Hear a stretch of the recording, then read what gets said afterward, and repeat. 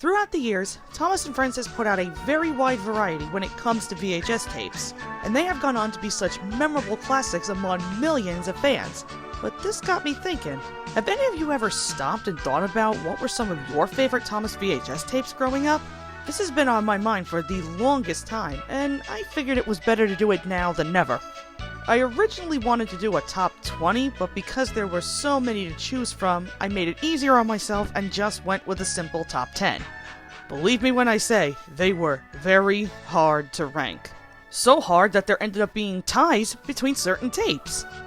As per usual, these are entirely my own opinion and no one else's. Oh, and just to clarify some things up, I will not be counting those tapes that are mainly around Season 7. These are only going to count from 1 to 6. I know there are certain tapes like Percy Saves the Day, Hooray for Thomas, all the way up to the ending of the Making Tracks era that do count as VHS tapes, but because I grew up with these specific releases on DVD, I will not count them for the tapes. When I eventually get to my DVD list, they will be counted, if they make the list. With all that aside, let's begin the countdown for my favorite Thomas & Friends VHS tapes.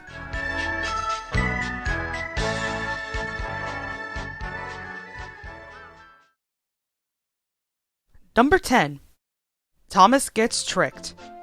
It wouldn't have felt right if there wasn't at least one Ringo release on this list. Although he wasn't my preferred favorite narrator after being so used to George Carlin's narration, Ringo was still part of my childhood nonetheless. So I had to give him some kind of recognition. Unfortunately, this and Learns a Lesson were the only two tapes of his I grew up with because at the time I did not know there were 3 other tapes in the making. So I only grew up with Ringo's narration for the first half of Season 1. Despite this setback though, I still enjoy listening to him tell the stories. It's very rare when I have to say that I prefer some of Ringo's tellings to George. Certain stories that I really love Ringo's tellings of are Come Out Henry, Henry to the Rescue, Thomas Saves the Day, etc. I guess it's just the way Ringo presents them is what I'm more used to, if that makes any sense. Also, how often do you come across a pretty interesting goof like, "Out for the train?" And I don't know why, but there's just something about the first 7 episodes off this tape that I just prefer watching a bit more than the next batch of 7. I don't know, I can't really explain it. But overall, I still think this is a pretty good tape to come out of Season 1. Number 9. Thomas, Percy and the Dragon, and Thomas Gets Bumped. Look at that, our first tie! It was a bit difficult to choose between both since these two were the very first ones that started my journey with Thomas. Dragon was the first Thomas tape I ever watched as a kid, and it really set the bar for what I could expect. Admittingly, I wasn't very fond of the Dragon, but I learned to live with it. As for the other episodes, they were just as awesome. From Donald and Douglas's intro, all the way down to Old Eddie's exploit. These episodes are all really good. With Bumped, on the other hand, obviously the most standout part to me was Thomas coming off the rails. To me, it was one of the coolest things I ever saw, crash-wise. And again, the batch of episodes they have are pretty good. It's a wonder how I didn't wear these two out from watching them almost every single day. You're probably all sitting there thinking, what could possibly be my favorite tapes out of Season 3? You will see. Number 8. The Best of Percy. Out of all the Best of releases, I felt like they got this one 100% right. Looking at some of the choices they had for Thomas, James, and Gordon, I kinda have to disagree with a few of these. Like for Thomas, episodes like A New Friend, Gets Bumped, or Thomas and Stepney. For James, ones such as James Learns a Lesson, No Joke for James, Time for Trouble. And for Gordon, ones like Gremlin and Wrong Road, I just felt like these weren't that spotlight-worthy in a sense. Mind you, they're all still good episodes, but I don't think they were the right choices in terms of a best of release. However, with Percy's, I don't disagree with any of the episodes they chose for the tape. I love every single one that is listed. Would have been even more fantastic if they were able to squeeze and put upon Percy on the list, but who am I to complain? I really feel like Percy gave us some of the best written episodes in the classic series. It's almost as if they knew Percy had a lot more of the standout iconic stories, such as Ghostly Trick, Plunge, Promise, etc., and that's exactly what they gave us. I really love the character arc that Percy goes through. Whether it's proving how useful he can be, or braving bad weather, leave it to the little green guy to give us some really hardcore stories. Number 7. Sing-along and stories. It was very, very rare whenever I would come across a tape that had a music video bonus at the end. I already knew some of the songs, but the one that was completely new to me was Let's Have a Race. I remember I used to run around my living room and pretend I was Thomas racing Bertie whenever the song played. And with the stories, it's funny because back then I didn't really care about the two they had.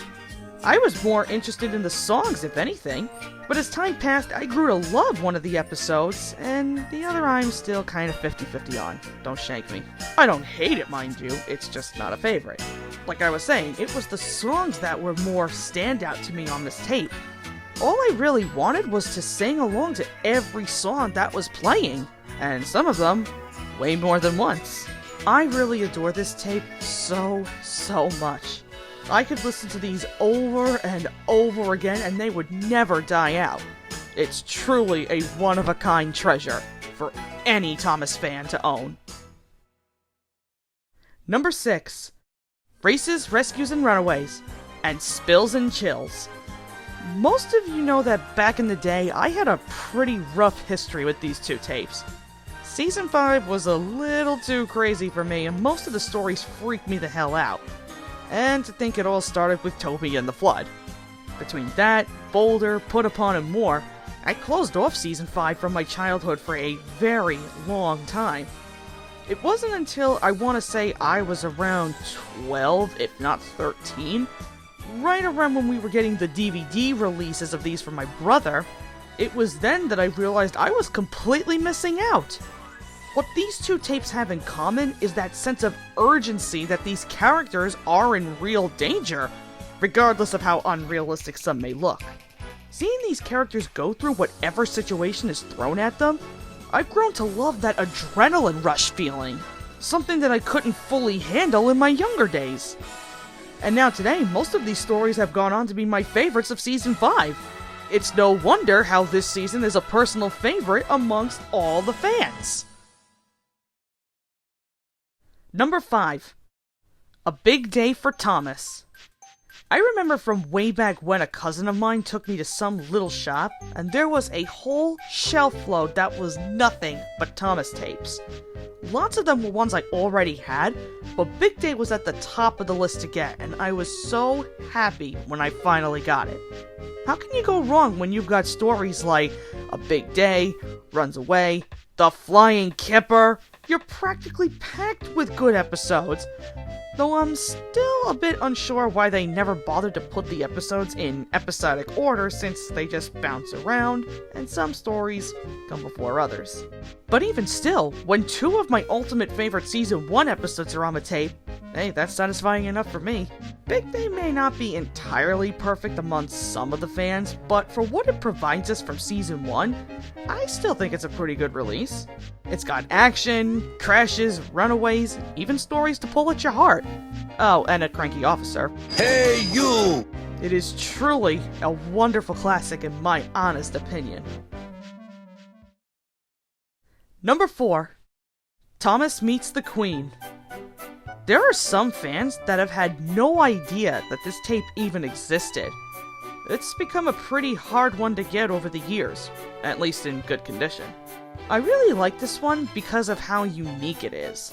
Not by rarity, but because 4 of the 6 episodes never made it to DVD, let alone this title never got an official DVD release, which is pretty strange. Regardless, you have a pretty good selection of episodes, along with a beautifully iconic song. I think out of all of these, my opinion still hasn't changed on one, and that's Train Stops Play. It's okay for what it is, again, I don't hate it, and plus the one thing that really saves it for me personally is George Carlin's Caroline voice. Yahoo! But yeah, truthfully, this should have gotten some kind of later DVD release. I think by this point, it's kinda deserved it, don't you think? But I do feel like it is becoming heavily underrated. I would try to find a copy for those who don't have it. You will not be disappointed. Number 3. Trust Thomas, and James Goes Buzz Buzz. Both of these, in my opinion, have some of the best episodes to come out of Season 3, so you can imagine how difficult it was to choose between the two. Trust Thomas was one that I used to watch all the time. There was not one episode I didn't like. However, in time, the only episode I can say that I'm 50-50 on with is No Joke for James. I really don't want to say that I hate this episode, it's just become one of my least favorite James stories. As with Buzz Buzz, this was yet another I loved watching constantly, even though I was freaking myself out with James's shriek. Yeah, I was a real wimp back then with the little things, wasn't I? I do remember the two episodes I wasn't very fond of were Birdie's Chase and Wrong Road. My opinion really hasn't changed so much on Wrong Road, cause again, it's one of my least favorite Gordon stories. I don't particularly hate this one, it just never did anything for me personally. Dump Gordon in the sea! What? Birdie's Chase, on the other hand, I found it completely boring for the longest time. But after I watched it a few more times, I did have a change of heart, and I warmed up to it more. I wouldn't call it a favorite, but I at least like it now. Hooray! I will always cherish how special these two tapes mean to me. They may not be favorites to some, I can't say for sure, but what else can you expect from a Season 3 geek like myself? Number 2. Percy's Ghostly Trick. This was another equally famous tape that didn't square with me in my younger days. With Ghostly Trick and Escape, easy to say these two episodes terrified me. It was definitely the bouncy eyes that got me. But anyways, as time passed and once I saw this again, I realized that these two are one of many best episodes from Seasons 2 and 3. And not just them, All at Sea is another amazing one, Oliver Owns Up is great, and it was the first episode I remember watching off of Shining Time Station. Don't know if you would call Woolly Bear a favorite, but I still think it's pretty funny. And then there's Mountain Adventure, the one episode people think is the worst of the US dub. While I do agree that it didn't make any sense to change the story from Christmas to Thanksgiving, yeah, it's pretty confusing why they even decided to do that. Had they kept it the way it was, the tape would have been perfect. For some reason though, the out-of-sync dubs are very weirdly nostalgic, especially with the full instrumental cue at the end, which still doesn't save it entirely. Usually I just learn to live with it, or I either watch Christmas Adventure in its place on purpose, or I just completely skip over it. Easy peasy, right? Anyways, despite this one minor flaw, I still believe that Ghostly Trick is a well-earned treat worth having in any collection. I'd recommend it for those that are big fans of Season 3. Just like me. Now, before we talk about my number 1 tape, let's look over some of the honorable mentions that I have listed. Thomas's Christmas Party. Talk about the most common of tapes that is practically seen everywhere. Once again, this is another of the more unique ones. Throughout most of the tape, it's centered around the Christmas episodes, along with a mixture of the winter-themed ones. Then, afterwards, there are 3 random ones just thrown right on in. At that point, it starts to not make any sense since they have nothing to do with quote-unquote Christmas. Not that I'm complaining since they are good episodes, but it's still really weird. Did they think the tape was too short and decided to slap those on just to say screw it? Why was that such a huge deal? There are much shorter ones. Anyways, looking past that, it's at least a good variety staying somewhat close to the theme they were pushing. There's just something about this one that spits loads of nostalgia Christmas vibes to me. Rusty to the Rescue. It could be just me, but I felt like they took a darker approach when it came to this release. The 2 stories that always stuck out to me were Duke's 2-parter and To the Rescue. Looking back, Duke's story is pretty tragic. The fact he was locked away for so many years after the railway closed, and then buried alive in the process without him knowing, and yet for many years he remained brave and optimistic. For an old hoss, Duke has earned ample amounts of respect. With Rescue, I like to think of it as Stepney practically on death row, so to speak. I don't even care that it's similar to Escape. I still think it's a pretty enjoyable story.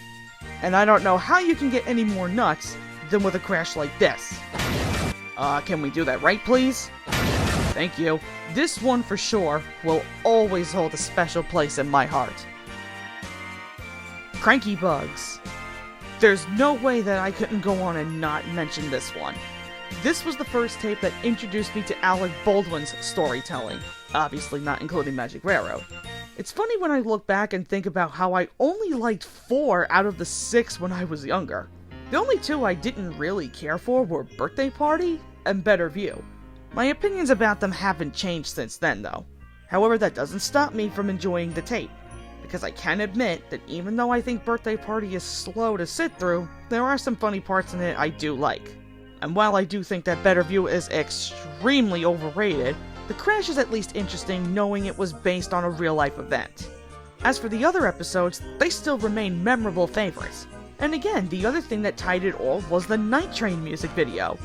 I would play this song all the time when I was younger. It used to be my all-time favorite until another one took its place. But it still remains at a tight, close second. If there's anything else left to say, it's that this tape is oh so satisfying. Percy's Chocolate Crunch. It's a funny thing with this one, cause of all days, my sister and I ended up getting this tape on Easter the year of its release. I clearly remember us waking up that morning and we didn't care about the surprise eggs or the chocolate. We just saw that we had a new Thomas tape and we were freaking out. So we sat down with some chocolate bunnies and that's what we watched through half the morning. Kinda funny, don't you think? From childhood all the way up to now, this tape never fails to amaze me. Between Percy's chocolatey accident, to Duncan the organ, even an ear-piercing scream from an opera singer. What more could you really ask for? Thomas's Christmas Wonderland. Now this one defines the whole Christmassy winter theme better than Christmas Party. It at least stays on topic with what they're going for with a pretty good selection of episodes. Even if it does have probably one of the worst of the US dubs slapped on. Boo! But I think what really ties this one all together was the Snow Song video. When I first heard this song, it moved me in ways that I still can't fully explain. Next to the Island song, it was another very beautiful song. I can't be the only one who decided to play this whenever it was snowing or when we got closer to Christmas. In a way, I feel like the song is magical, in a sense. If anything, I think this tape is definitely worth having a copy for anyone's collection. And now for my number 1 favorite, it is once again a tie between 10 Years of Thomas and The Gallant Old Engine. Both of these tapes are lit. 10 Years always stuck out, mainly because of the live-action shots they use from Strasbourg. What's interesting is, I remember when I was about 3 or 4, my family took a summer trip to Pennsylvania where I actually did for real see the model they used for Thomas. I still wish I could have taken a ride on him, but at least I got to see him in person. But it's just funny to me how I was there literally a year right before this was even released. Makes me wonder, had I been there when they were filming, I could have been in this video, lol. As for the episode choices, you couldn't have asked for a better selection.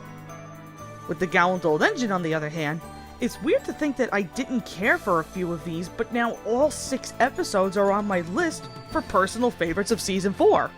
Funny enough, Special Attraction is my ultimate favorite for the season, so that's a plus. I enjoy every bit of these stories to the very end, with Really Useful Engine tying it all together splendidly. Both of these tapes have left such a memorable impact from my childhood to today, and I still love them both very, very much. I definitely feel like these 2 are some of the best releases the show has given us. For any Thomas fan out there, I say both of these are totally worth getting for any Thomas VHS collection. Both will leave you with a smile on your face that will last you a lifetime.